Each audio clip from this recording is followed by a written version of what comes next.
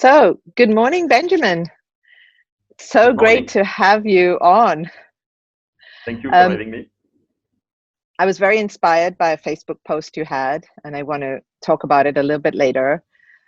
We met last year at a core energetics workshop and kind of kept in touch, also talking a lot about our journey with the collective and the individual. I wanted to first invite you to share what you find the collective is, for a total innocent person who's just in their individual journey. What does the collective journey mean to you, and how are you tapping into the collective when you say that? Okay. So first of all, what I con- what I call the collective is the whole of humanity. And what I discover around my journey is that we are all interdependent and interconnected, which means as much as I'm having an individual journey, and as much as we are all having an individual journey, the sum of all this individual journey is also the collective journey. And my individual journey impacts the collective beyond a level that I can perceive, just as the collective journey impacts me.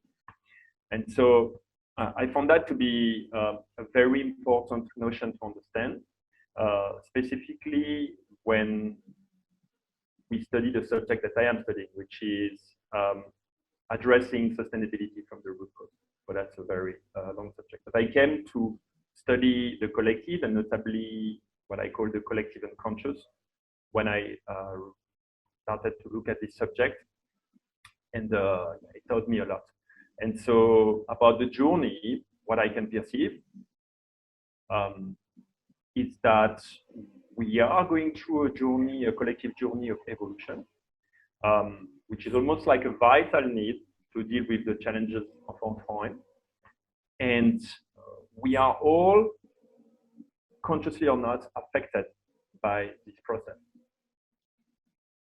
And so it's a very important concept to understand that we are part of the collective, we are actor with the collective, we are co-creating with the collective.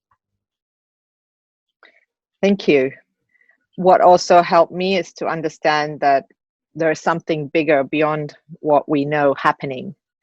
Maybe at this level with COVID and vaccines, but there's something happening on a higher level. The scientists are measuring it in the Earth resonance. It's called the Schumann resonance. It keeps spiking up, means we are all actually, the frequency to stay on the Earth is rising in my perception. So if you have lower vibrational emotions that are predominantly there, you will be challenged to look at them or to navigate them or to find the reason behind them. So if you're a lot still in shame and guilt and blame and judgment, you might find that it's not so easy to be there as it was maybe 5 years ago.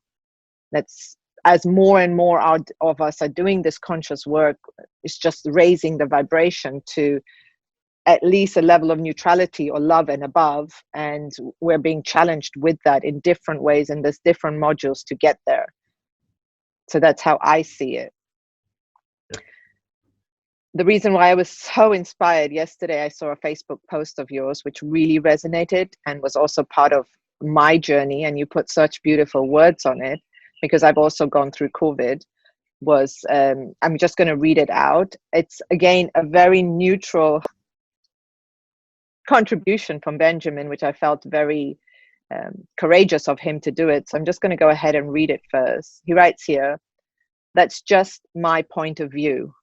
But to all my friends who are desperately trying to fight against the vaccine and arguing with people over it, I do understand you. But I also think you are picking the wrong battle. The pandemic appears to be very real. To me, it is.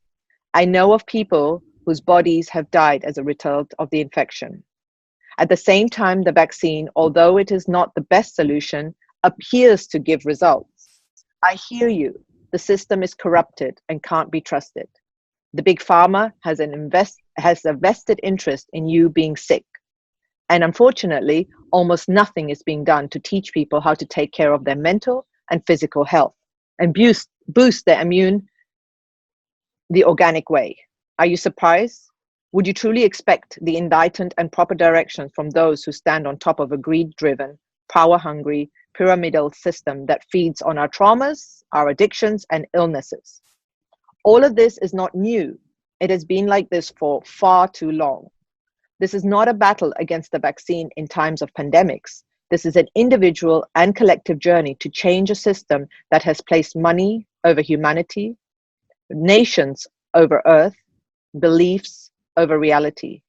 An unsustainable system filled with conflicts of interest, which would destroy itself if it was solving the problems it was promised to solve. You trust your body's ability to deal with COVID? Then trust its ability to deal with the side effects of the vaccine if you end up having to take it. You want to be a part of the solution? Build resilience. Build resistance. Build resilience. Understand what truly needs to be changed. Stop fighting over the symptoms. Go for the root cause. And that means go conquer the demons within. This is where it is all taking place, within each and every one of us. And that just gave me such a calm. I personally have had COVID. I was super healthy, living on Bali, going about with my work. One day to another, I had COVID. I had 2 weeks of it. And I have to say, this is the most real thing I've ever had. It is real. Whatever it is, it's real. I had 2 days of extreme darkness right in the middle where I know if I wanted to leave the planet, I could have decided. There was a talk between me and my soul, which said, I was like, I can't. All my thoughts were up, all the darkness came up. And I can imagine if it's a spiritual journey for some people, that would be the point. They're like, don't like planet Earth, let's go. Just my perception. And then I decided, let's come back and let's continue this journey, because fighting my demons might also be interesting. And another friend of mine who had the vaccine 3 days later got COVID and was in hospital with a 77% oxygen in his lungs and almost died. And now he's well again. So I really love what you say there. How about we just see that we can be also strong enough to fight against the symptoms, or be resilient to the symptoms of the vaccine? Would you like to share some more words on that? It's honestly a subject that I've tried to avoid, because I felt like it's going in the mud, It's a very polarizing subject. I think right now we are dealing with a situation of urgency, which means we have a pandemic, it's taking life, and we have a system that can only provide those solutions at this stage. That's the solution we can provide with our collective level of consciousness. I think that fighting against the vaccine is what I say. It's fighting against the symptoms of the problem. It's polarizing, and I think it's beneficial. I think where we have an edge, if we want change, is to go for the root cause. I don't think the system is as strong as we believe it is, simply because it's not sustainable. It has no justification whatsoever. It's creating inequalities. It's destroying the planet. It's turning us against each other. And this, we can all see it. We can all feel it. We are very quick to deny it because it obliges us to face ourselves and our deepest fear. But I think that's what we need to talk about, rather than fighting over our different perspectives. People are truly afraid, for good or for bad reason, of this COVID. They want it over. I think we need to understand the fear on the other side. There's a lot of science that justify or that push the view that the vaccine is the best solution. We don't know the truth. I mean, I'm personally like, unless I think I would have maybe a voice if I was an expert in virology and in vaccine. But otherwise, I have the choice between different perspectives, and there's an information war going on. There's a fractured information landscape. None of the source can be fully trusted because there's always potentially different vested interests, different agenda, different fears, potentially different trauma. So I think I think we should go deeper where we can all unite. And for me, that's addressing the root cause. It requires courage because it takes us in a place where none of us is comfortable. Yeah. Yes. I felt it so deep, this separation that's happening. That's why if you don't have a vaccine, we don't want to know you. We're not, so it's causing a separation. And at the end, it should still be a choice. So if I have taken the vaccine, I should feel safe enough to accept you if you haven't taken it. And if I'm not feeling safe enough having taken the vaccine and insisting you take it or you are out of my life, that means at some level, I'm not trusting the vaccine.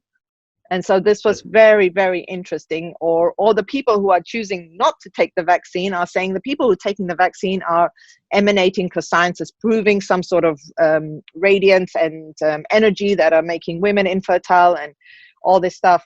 It's very, very, very tricky subject. And yes. I'm sorry. It's a very tricky subject, and I think the way out is to bring back faith in ourselves and faith in each other. Yes.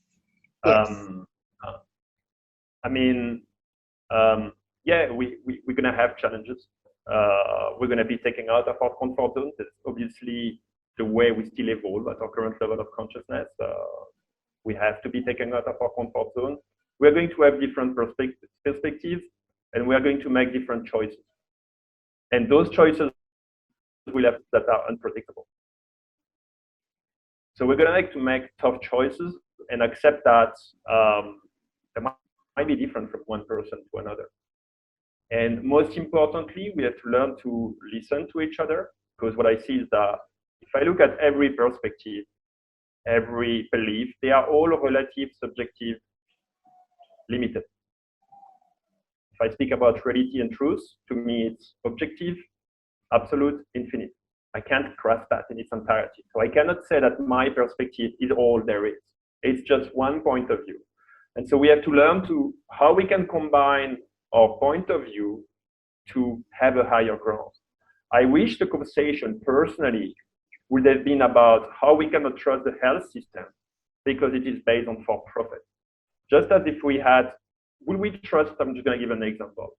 Will we trust fire workers if they had an incentive when there was fires?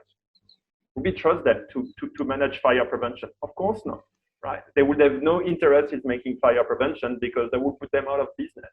So that's how the Western health system works. We have to talk about this because that creates a lot of distrust, a lot of conflict of interest. Do we want a for-profit health system, or do we want a for-humanity health system? That's the conversation we should ask ourselves. We are not having this conversation. We are arguing about the symptoms in a situation of crisis. And I think that's not going anywhere. And I regret that. And I really want to call everyone, let's start looking at what's dysfunctional in our society at the core so that we can improve it together. Yes, wonderful. What my contribution or one of my insights have also been is how about we also try to, at least in our minds and in our souls and in our dreams, create the world we envision beyond this crisis. And I'm encouraging people more and more to just not stop dreaming of the world after this, not stop dreaming however it looks now. I always say the universal laws have not changed. Your thoughts, your beliefs, your actions, your vibration will still create. And I'm not diminishing anyone who's in the middle of a crisis where everybody's dying on the streets. I know it's hard there, but that doesn't mean people who are not in the crisis can still take an hour a day to imagine that new earth that is unfolding, that more and more people are experiencing, and take an hour to meditate on that, to breathe and calm and say, well, that's the world I'm creating. So how do I step into the world today to be more of that person? How can I share more love? How can I share more understanding, compassion, instead of fighting and resisting? everybody has their purpose, but if we can just find unity in everybody's purpose instead of diversity or division, that's the word, that would be just so powerful. I think we are speaking about unity in diversity. Exactly. So I think the alchemy is to find how, as an individual, do I contribute to the collective and to society, and how does the collective and society reward me as a contributing individual? I think that's the challenge we have to do as human beings. I think that's the evolutionary step. We've had socialism and communism that has suppressed the individual interest or the collective interest. We saw that didn't work well. And we have on the other side neoliberalism that suppressed the collective interest in the name of the individual interest. And that doesn't work well. Unless we can interconnect both, I think we're going to have big challenges to construct this new era. And another thing I would like to say, and we can do that, and that's what we need to work on. Start thinking about what's my contribution to the collective. Not necessarily thinking first about how I'm going to make money, but what's my contribution? What's my gift? What am I here to provide to this world? Or as a human being, I think that if as an intelligent, potentially self-conscious species, if we are not here to make the world a better place, to make ourselves and the world a better place, then I don't know why we can. It doesn't make much sense. It doesn't have the meaning, right? We have this capability. Why wouldn't we use it? What else would we do? So that's one aspect. And the crisis we are experiencing, it's very sensitive in the Western world, in the rich world. But we forget that more than 20,000 people are dying of hunger every day. We forget that a vast majority of the world population is still near poverty level. These people, they are not participating in this debate. They don't even have a voice. But I think that should be something that could unite us. How can we fix this as a species? Now that we have an abundance of resources, we have amazing extractive and productive abilities.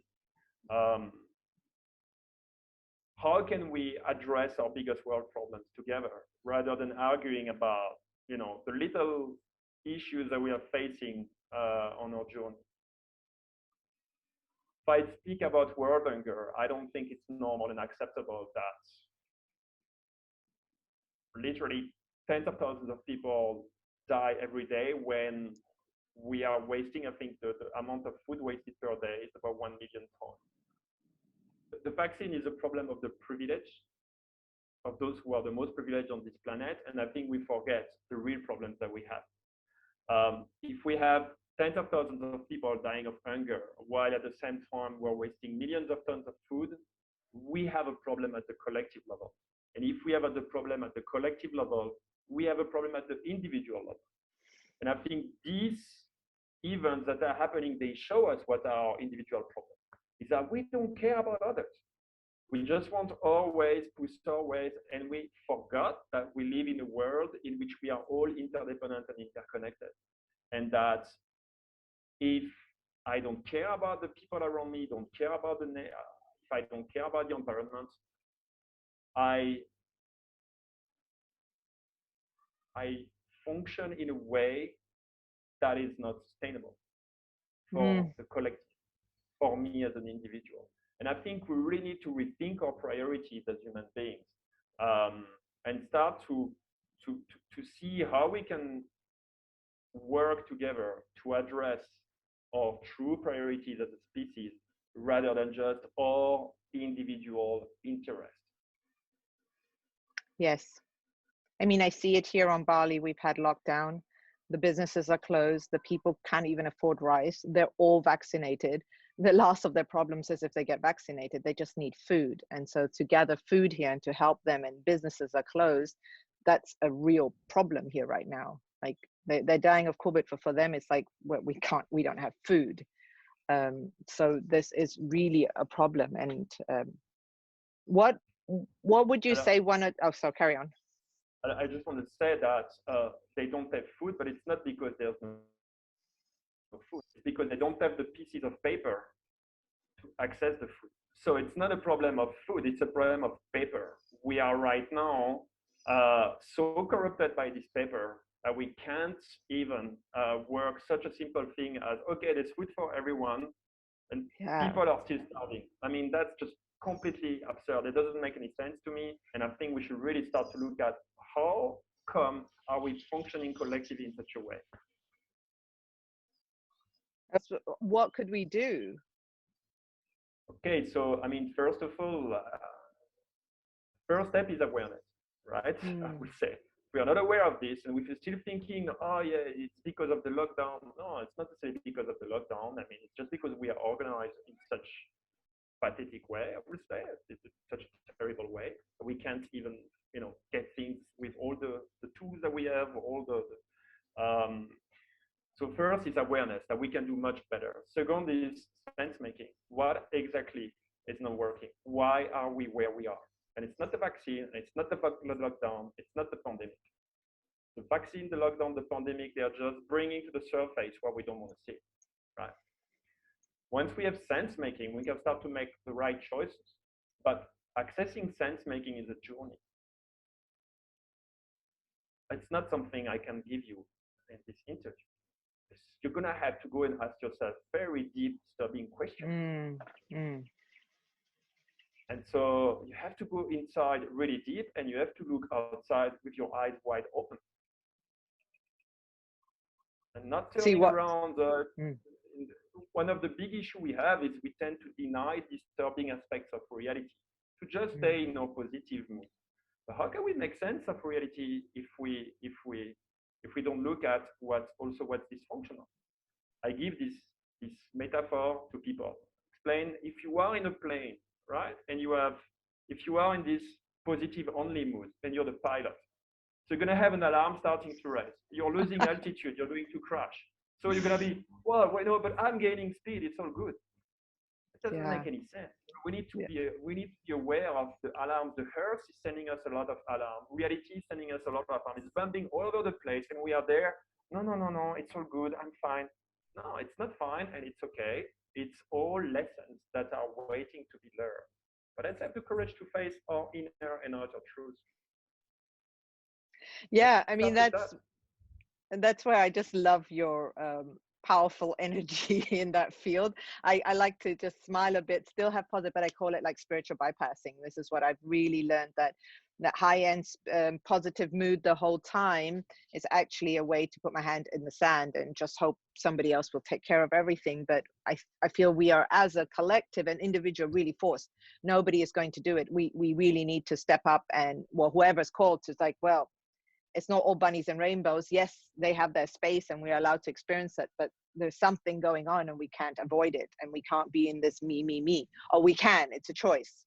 So I really like what you say, it's a choice, and I just want to make sure that it's a conscious choice, which means that we understand the implications. If it's like, okay, it's me, and I know this behavior is sending us toward disaster, but I'm just going to not care because I make that conscious choice. That's what I need right now. It's fine. But if it's, hey, it's me, and it's going to be all fine, no, we have to take responsibility. That cannot work forever.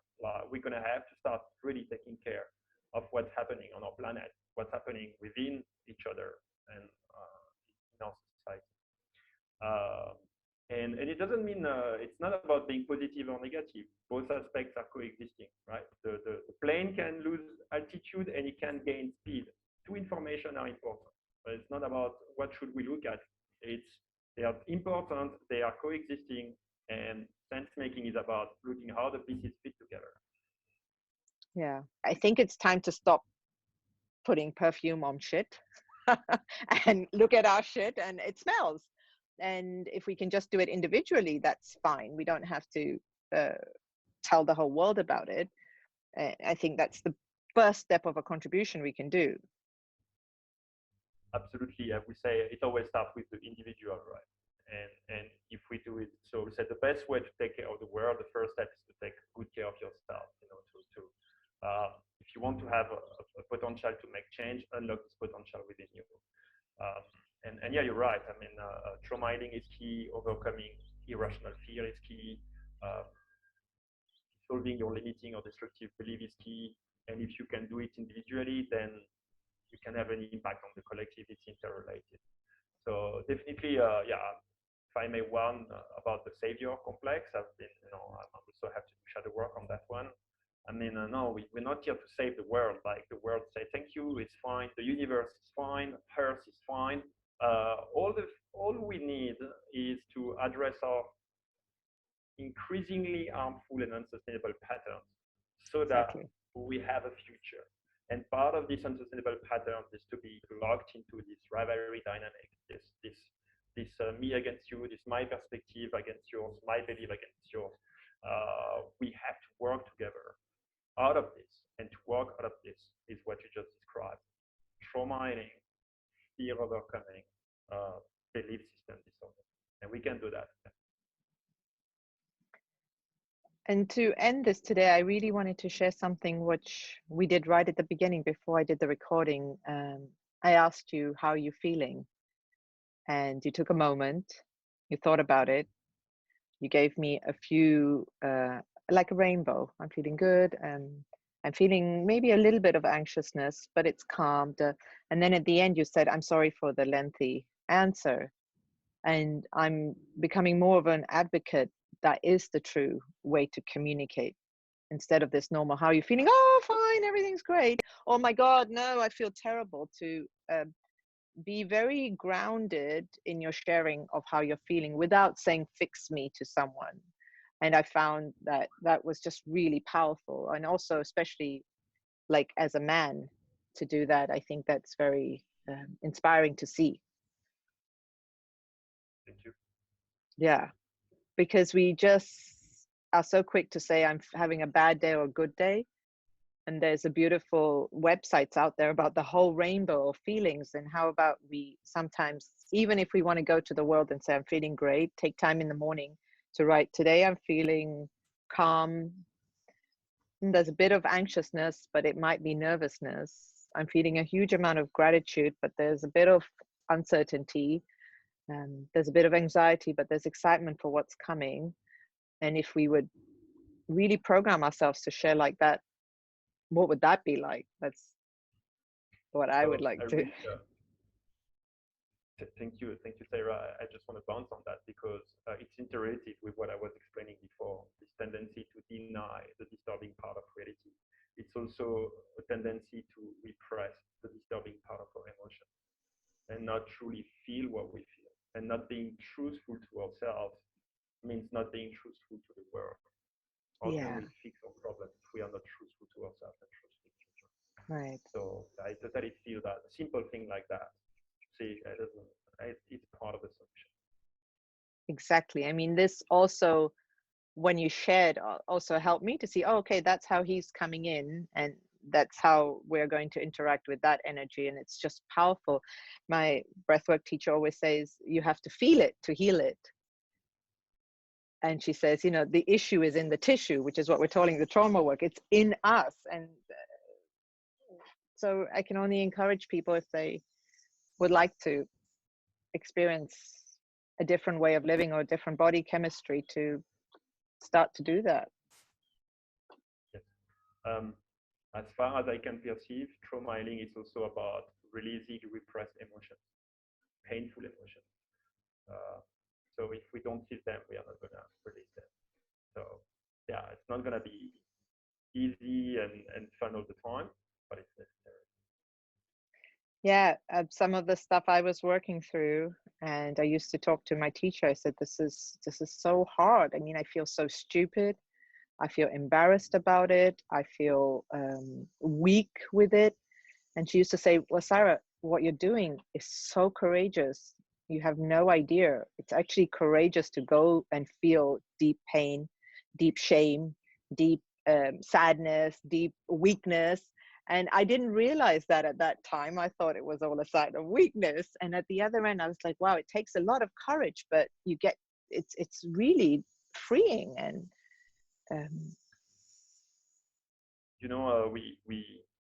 I think one of the reason is the patriarchal cultural programming. I have to be strong and competitive, and if I show weakness, I'm going to be, excluded from the winners. I'm going to be stepped upon, and I think that's one of the things that we need to move away from. Realize that it's not serving us anymore, and that we are all human. That traumas are part of the human experiences. We are all affected because we've not worked on it yet. They serve the purpose, uh, but now it's time to put the weapons down. The war is over. We need peace to move on. Yes, I really like that. Yeah. Again, vulnerability should not be used as a way to get validation. So if you don't get Yes, validation, don't expect it. It's just about being truthful to yourself. exactly. And it's not about virtue signaling or seeking for attention. It's simply, okay, that's who I am, and I'm at peace with it. And Right. I'm at peace with it. Preferably that peace is not coming from outside because you validate it. It's coming from inside because I've already Exactly. had. Right. So we And are if huh? it's all new. We are learning that, Exactly. Yeah. So that's why I wanted to share. Like for me, it's still new, and not getting validation or being rejected sometimes when I am showing my vulnerability has nothing to do with me, and it's okay. Doesn't mean I have to stop and shut down and go to the old way. I mean, I just keep moving forward because I feel that's where we absolutely need to go as a world. I love what you just said. If we're not truthful to ourselves and being in our truth, how can we create a better world? a truthful world. How can we create a truthful world? Yes, yes. Which is, I hope, what we are aiming at, because I'm personally for a truthful world. Yeah, I think I'm pretty convinced. So there, I have like absolute faith and knowing in it. It's there. I can feel it. It's just like it's still a bit challenging to go through it there, but I see it. I feel it. I know it. It's there. I'm absolutely. You would have to take my last breath to show me it's not. So till my last breath, I'm going to know it's there. It's a birth process. So there is a lot of pain. There is tears. There will probably be a little bit of blood too, but it's a beautiful process. Let's push it. Let's make it happen.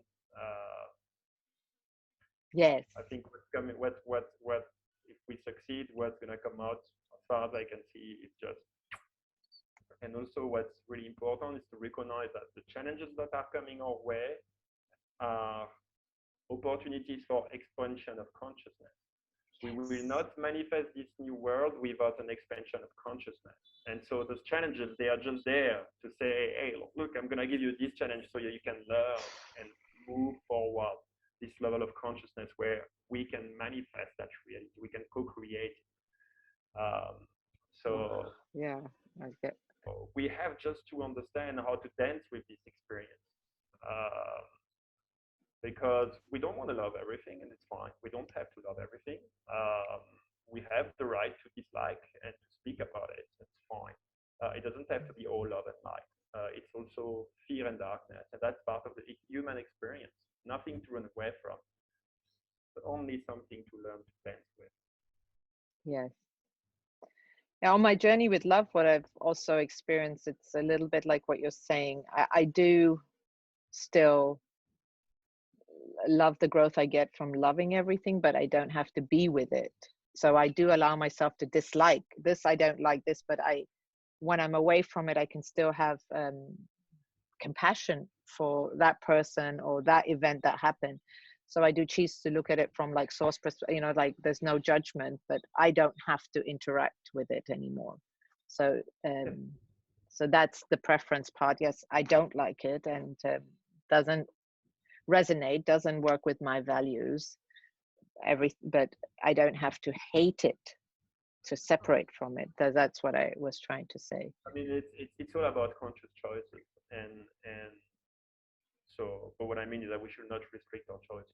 For example, I give myself the right to hate something if I feel like it. Yeah. I wouldn't feel guilty about it because, I'm not in the vibration of love. No, but that's not something. And so for me, is to be in my center. So Mm. to be able to fully express and experience myself.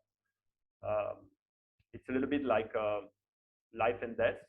Mm. If we don't accept death, we can't live life.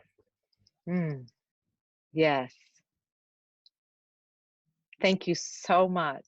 Out of this just spontaneous call, I think I sent you a message last night and you're like, can we do this tomorrow? And you're like, yeah, let's do it.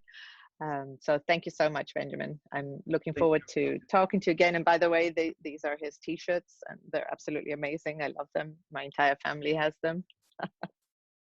Thank you for all the work you do. Thank you for putting out all the material you do. Thank you so much. Thank you, Saira, and I trust you are also part of the solution. I can see that. Thank you for everything you do as well. Thank you.